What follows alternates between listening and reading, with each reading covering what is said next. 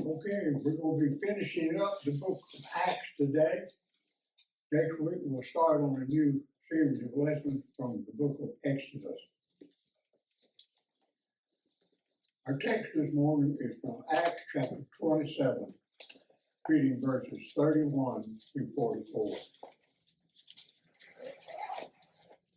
Paul said to the centurion and the soldiers, "Unless these men stay in the ship, you cannot be saved." Then the soldiers cut away the ropes of the ship and let it fall off. What they're talking about here is the ship is in the midst of a storm, and the sailors are getting ready to abandon the ship and leave all the people to care for themselves. They're going to take the small boat and lower it and get in it and leave. And so Paul warns the soldiers that if they don't watch it, we're all going to perish. And as day was about to dawn, Paul implored them all to take food, saying, "Today is the 14th day you have waited and continued without food and eaten nothing. Therefore I urge you to take nourishment, for this is for your survival, since not a hair will fall from the head of any of you." And when he had said these things, he took bread and gave thanks to God in the presence of them all. And when he had broken it, he began to eat. Then they were all encouraged and also took food themselves. And in all, we were 276 persons on the ship. So when they had eaten enough, they lightened the ship and threw out the wheat into the sea. When it was day, they did not recognize the land, but they observed a bay with a beach, unto which they had planned to run the ship if possible. And they let go the anchors and left them in the sea. Meanwhile, loosening the rudder rope, and they hoisted the mainsail to the wind and made for shore. But striking a place where two seas met, they ran the ship aground, and the prow stuck fast and remained immovable, but the stern was being broken up by the violence of the waves. And the soldiers' plan was to kill the prisoners, lest any of them should swim away and escape.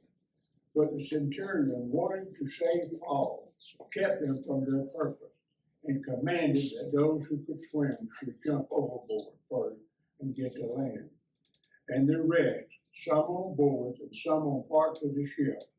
And so it was that they all escaped safely to land. Remember last week, Paul had appeared before Festus and King Herod Agrippa, and shortly after that, he was put on a ship that was going to sail to Rome. Paul had appealed to Caesar. He wanted to be tried before Caesar, and so Festus made the plans to send him to Rome. Now, Luke tells us that the plan was for them to sail north from Caesarea, follow the southern coast of Asia, and then stopping at ports all along the way until they got to Rome. Luke characterized the trip by the difficulty in which the trip was to be made. We're going to see that it was a very difficult trip. In fact, all of the people almost lost their lives. And when they arrived at the harbor of Fair Havens on the island of Crete, Paul advised that they spend the winter there. He says there's no use risking our lives because we are entering the stormy season. The storm season in the Mediterranean was approximately from mid-September to mid-March. Now, the owner of the ship and the ship's captain argued for sailing on to Phoenix, which was on the southwest side of Crete, and would be more protective over the winter. And there was a gentle south wind blowing, and so that convinced them that they had made the right decision. And so they pulled up anchors and they sailed. They didn't take Paul's advice. But as they got started, the ship was caught in a storm, blown away from Crete, and was driven by the winds for many days. And as they came to the island of Cauda, the crew was able to somewhat gain control of their ship. But still caught in the storm, they began to despair for their lives. Paul told the crew that it was God's plan that he stand before Caesar in Rome. And that's very important. Therefore, the lives of all the people on that ship were going to be saved. So what we have here is in a boat in the midst of a storm, an angel of the Lord appeared to Paul and told him, "Don't worry, Paul. You will stand before Caesar just as you thought you would."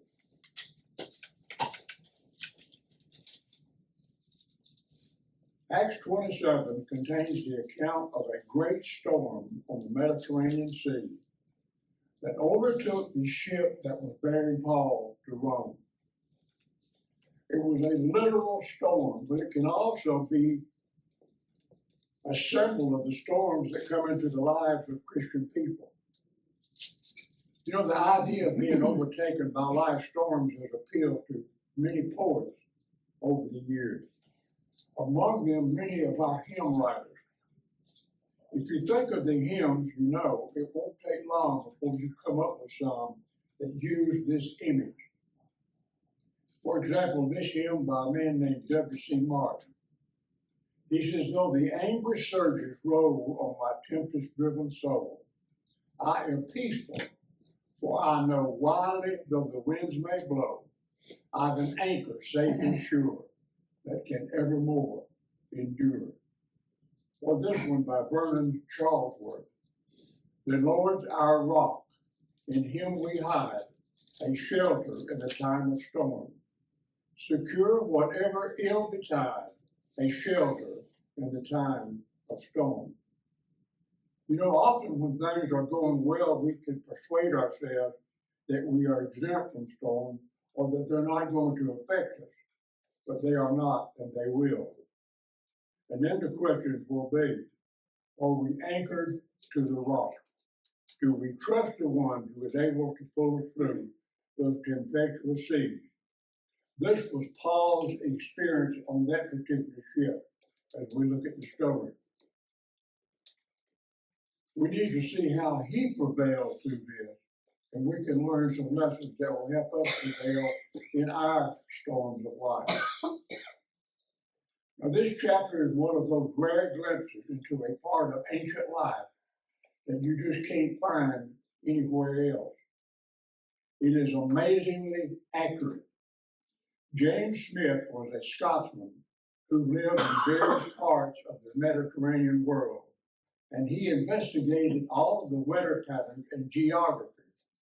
And he recorded the results of his investigation in a book titled The Voyage and Shipwreck of St. Paul. Smith concluded that the account in Acts 27 was the product of an eyewitness account who was not himself a sailor. Smith wrote, "No sailor would have written in a style so little like that of a sailor. No man, not a sailor, could have written a narrative of a sea voyage that was so consistent in all of its parts, unless from actual observation." So what Smith is saying here is, the man that wrote this had to have been on that ship. We know that Luke was on that ship. He tells us later that he was. Now, Luke's words are accurate in terms of the route the ship took, ancient and navigating skills, details of the ship's physical construction, and the way in which the sailors tried to cope with the storm. Smith was right about Luke's presence on the voyage. since Luke himself indicates that he had come along. This is the last of the three sections of the book where Luke indicates his presence by the use of the plural pronoun we. In describing the voyage and the ship travel, Luke says, we were in trouble. That shows that he was on board that ship. Luke also tells us that there was another man along named Aristarchus, who was a disciple of Paul. Aristarchus is introduced as a Macedonian from Thessalonica, and he was probably a friend of Luke, since Luke had been working in Macedonia before this. Now, the soldiers transporting Paul used several ships. They set out in the first one in order to work their way up the Mediterranean's eastern coast, slowly making their way toward Rome. But they had difficulty because at this time of the year, sailing in a westward direction was very hard. The storm season came on in late September and continued on through March. And at that time, sailing on the Mediterranean ceased for the winter. Sailors simply pulled their boats up to the shore and did not launch them again until spring. In other words, it kept coming a certain time when all of the sailors on the ship, the captains, would realize what the situation was. They would bring their ships into a certain port, and that's where they would spend the winter, waiting until spring came. And so doing the very best they could, this little ship made its way around the coast to the town of Myra in Lycia. They changed ships there, switching to a larger Alexandrian ship. This larger ship moved more directly westward over the open seas. The ship got to Cnidus after many days, but the wind would not allow them to follow the most direct route west. So they went with the wind and were driven south toward the island of Crete. And when they hoped to round that island and then be able to sail west along the southern sheltered shore. And after much effort, they got to the little port of Fair Havens, about halfway along the island. Fair Havens was not the ideal place to stop for the winter. It was now late in the sailing season. The ship's captain and the sailors knew that they would not be able to make it to Rome before winter. They knew they would have to spend the winter somewhere, but they didn't want to spend it at Fair Havens. Anywhere but there. Obviously, Fair Havens didn't have any pool rooms or bars because the sailors didn't want to spend the winter. That's me talking. They knew there was a nicer port on the other side of the island called Phoenix. So they decided to take a chance and go to Phoenix to spend the winter. This is the point where Paul tells them, don't do it. If you do, you're going to increase the chances of the ship being lost along with all of the cargo. How did Paul know this? Well, probably God had warned him when he told him that no one on that ship was going to lose their lives. But sailors don't listen to landlubbers, especially preachers who are landlubbers. The sailors thought they could make it, so they pulled up the anchors and they took off. The story tells how the originally gentle breeze all of a sudden turned into a great Mediterranean storm. This caused the wind and the waves to rage day after day in a terrifying fashion. And as Luke tells the story, there was a period of 14 days in which they couldn't even see the sun and they couldn't see any stars at night. And when neither sun or stars appeared for many days, and the storm continued raging. The sailors on the ship gave up hope. They figured they were done for. Now, Paul was not one of those "I told you so" kind of guys, but he told them anyway. He said, "You should have taken my advice, but be of good courage. My God has spoken to me, and he has told me that not a one of you will be lost. He further told me that I am going to stand before Caesar in Rome." Now, this is an interesting contrast here. This ship is in the midst of a terrible storm. The sailors who were trained to travel in storms are afraid. They've given up hope. But this Jewish preacher, who presumably knew nothing about storms, knew nothing about sailing, and knew nothing about ships, is calm, he's collected, he's telling them not to worry. Now, Paul's words to these people contain several principles by which you and I can keep up our courage and be fearless in the midst of life's storm. We may not right now be in the midst of a literal storm like this one, but we do experience storms. Storms do come into our lives, and sometimes they come quite suddenly and are fierce. One day we can be in perfect health, the next day we can have a pain, and before long we're in a hospital and the diagnosis is critical. Without warning, storms can descend upon our lives. So how are we to stand up to life's storm? This is how Paul responded to the storm that had come into his life. The first thing is that Paul knew that God was with him. On this occasion, an angel of the Lord had appeared to him to reassure him of God's presence. This was powerful evidence. Yet Paul was aware of this truth at other times too, just as we should be aware of it. The Lord Jesus has made us a promise. "Surely I am with you always, even unto the very end of the age." The message is the same for us as it was for Paul. God is with us. No matter what we're facing, he's with us. Christians have found Jesus with them as they have gone through the storms of life. They have testified to this again and again. Now we can testify that God has been with us in a way that is supernatural. God has quieted our hearts. He has made himself known in small ways that turned out to be so significant that we can testify to the fact God did what he did just to reassure us. He taught us that he had a purpose in it all. So when trouble comes, we can know that God is with us.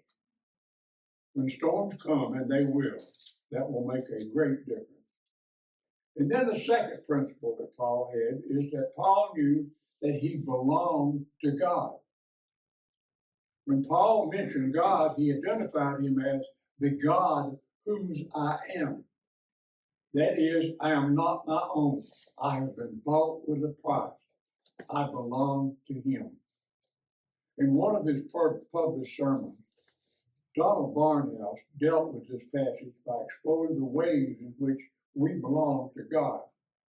Using some of the great images of Scripture, he noted first that we belong to God as a bride belongs to the bridegroom. Since we, the church, are the bride of Christ, nothing is going to tear the bride from the arms of the bridegroom. We also belong to God as a child belongs to his or her natural father, since we are God's children. What would you think of a father who saw a child of his walking into danger and he just turned around and went in the other direction? We wouldn't think too much of him, would we? You see, we can recognize a basic human duty to care for our children. And if a father sees his child is being hurt or taken advantage of or persecuted in some way, any decent father comes to the rescue. And if we can think that way and even respond imperfectly, we can be certain that God does also. If we can care for our own, God cares for his own. Paul knew this. And then the third principle Paul had was, we belong to God as sheep belong to the shepherd. Remember Jesus' story of the sheep that got away? And even though he had the other 99, he left those 99 sheep until he went and found the one lost sheep and brought it back.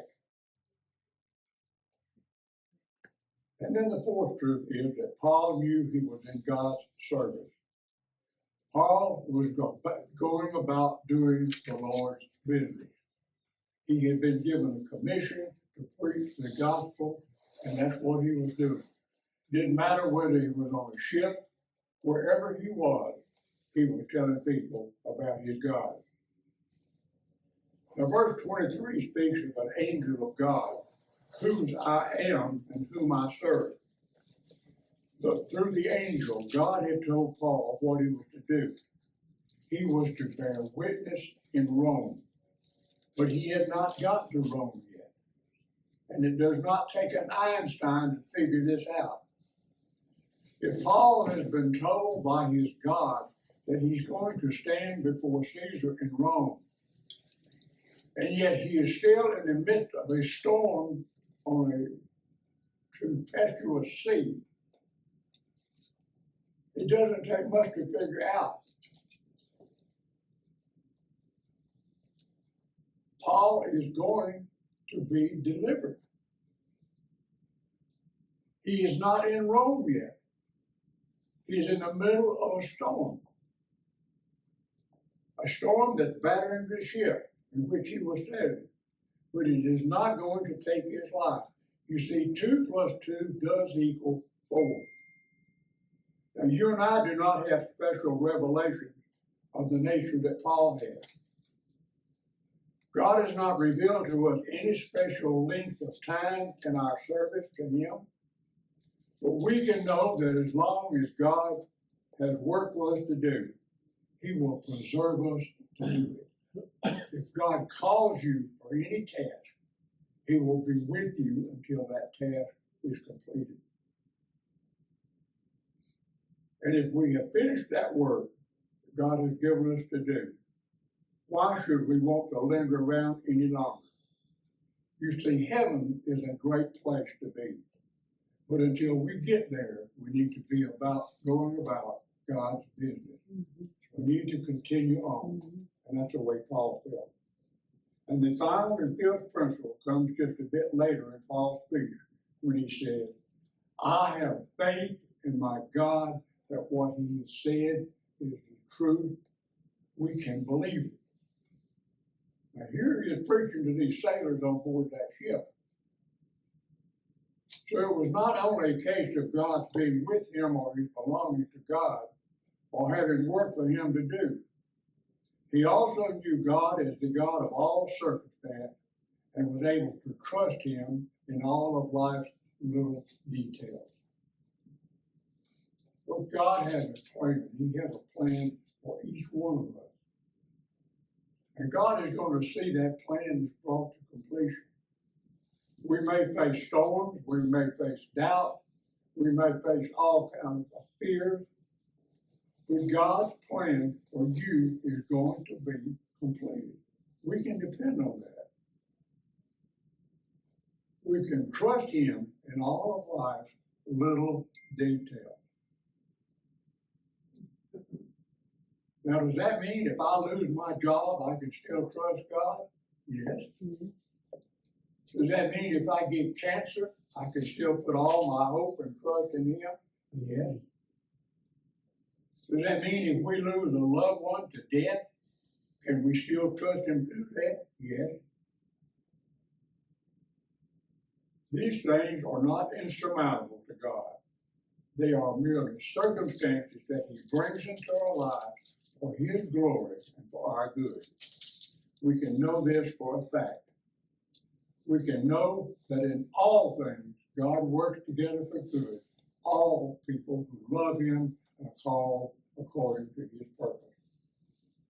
And because of the faith Paul had, and because of what he knew about God, Paul was able to encourage others.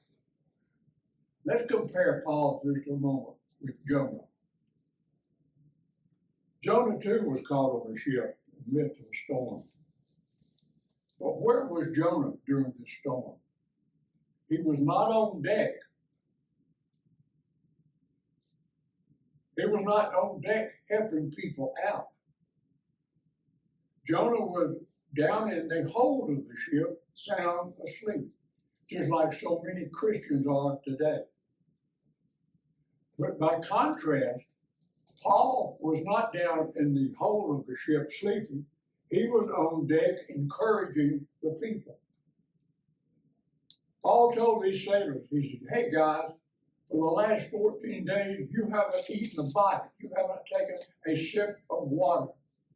You can't go on like this.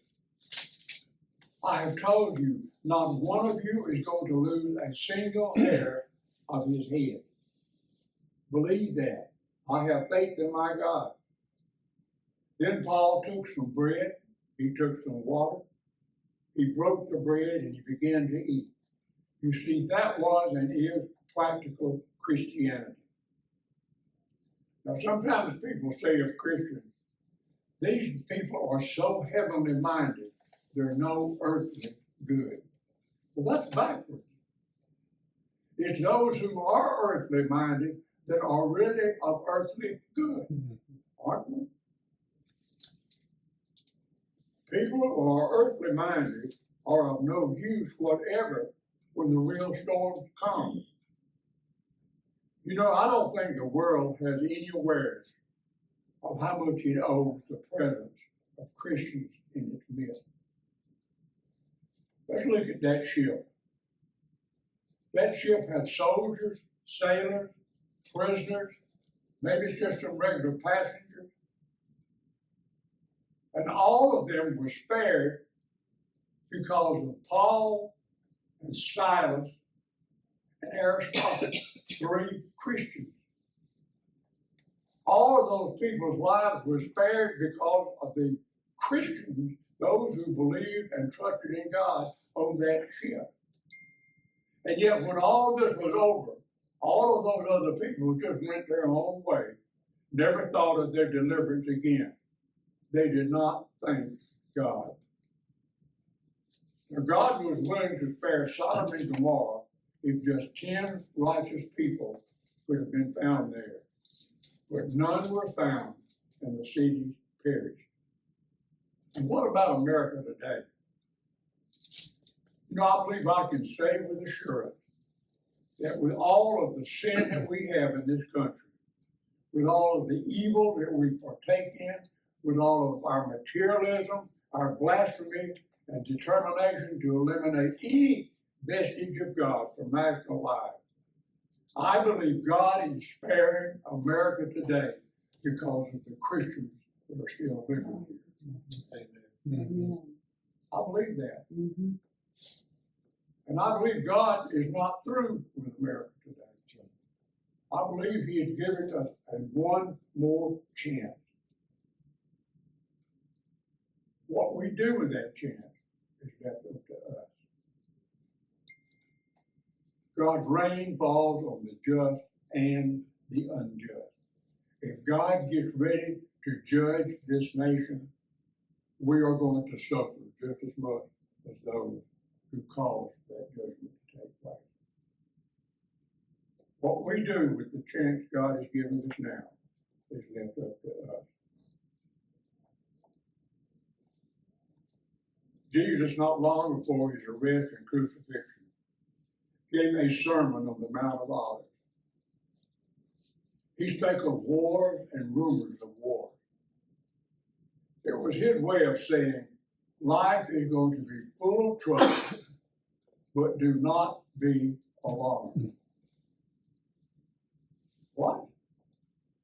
be alarmed when wars come, when disease strikes us, when sickness comes, when we're being persecuted, when we lose our job. Don't be alarmed. Well, the Lord said it. Don't be alarmed. Because God is the God of circumstances, and He is able and indeed does preserve us in the midst of them. It is our task to trust Him at all times and to bear witness with Him. That will be our task as long as God allows us to remain in this world. And this ship carrying Paul and all of these other people finally struck a sandbar. The waves were still slashing against the edge of that ship, and it began to break apart. Using parts of the ship, all of the people jumped overboard, and every single one of them made it safely to shore. God was right. Not a single one of them lost a hair of their head. When they got to shore, they found out they were on the island of Malta. And they stayed there 2 years, or 3 months, excuse me. And then they were all put on another ship, and they sailed to Rome. And when this ship reached Rome, the believers in Rome came out to meet that ship. How they knew Paul was on it, I have no idea. But this really encouraged Paul to see Christians from Rome came out there to meet him and to see him. Although Paul remained in custody in Rome, he was given a great amount of leeway. For the next 2 years, he stayed in his own rented house. And in those 2 years, Paul was able to have visitors.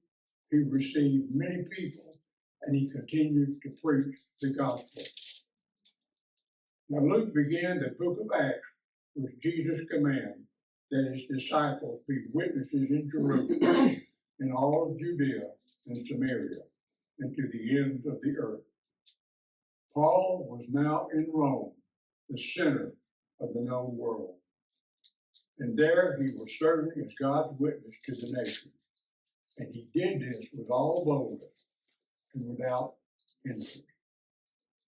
I don't know how I got through early. Any questions?